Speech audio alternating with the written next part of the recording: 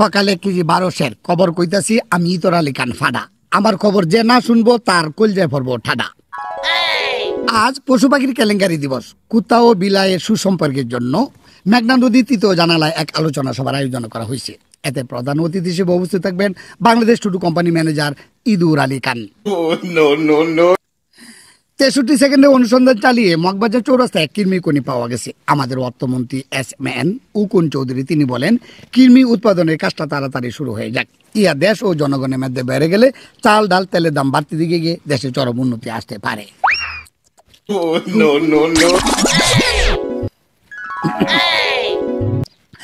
সদরঘাট আগুন লেগে নদীর পানি পুরে সারকার হয়ে গেছে, তবে মাছের কোনো ক্ষয়ক্ষতি হয় নাই। এই আগুন নিবানোর জন্য ব্রিটিশ সরকার 1,82,000 টন কেরোসিন পাঠিয়ে দিচ্ছে। ও আচ্ছা, এবার হবে একটু গেট আপ, হবে আমার একটু চেক আপ, পাম্পাসে মেকআপ।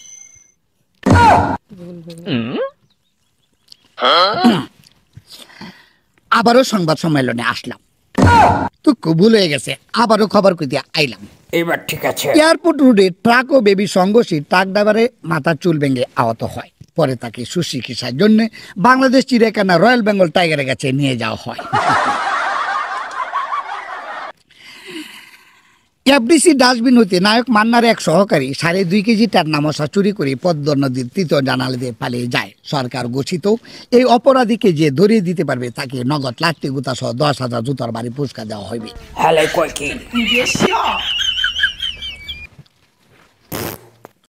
আরে হ্যালো তো খাস না। এইবার একটি আন্তর্জাতিক খবর।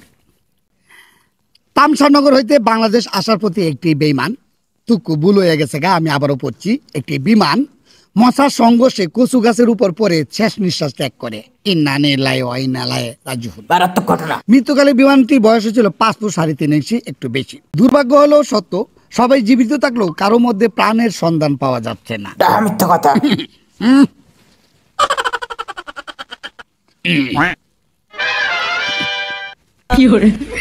আবহাওয়া আজ সারাদিন চাঁদের আলো ও সারা রাত প্রচন্ড রুদ্র থাকবে বলে জানা গেছে।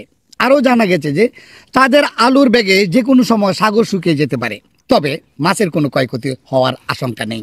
ঘটনা সত্য। সবশেষে খেলা। আজ সিটার বনাম বাটপার দলের মধ্যে গিরিঙ্গি ফুটবল খেলা চট্টগ্রাম স্টেডিয়ামে অনুষ্ঠিত হচ্ছে।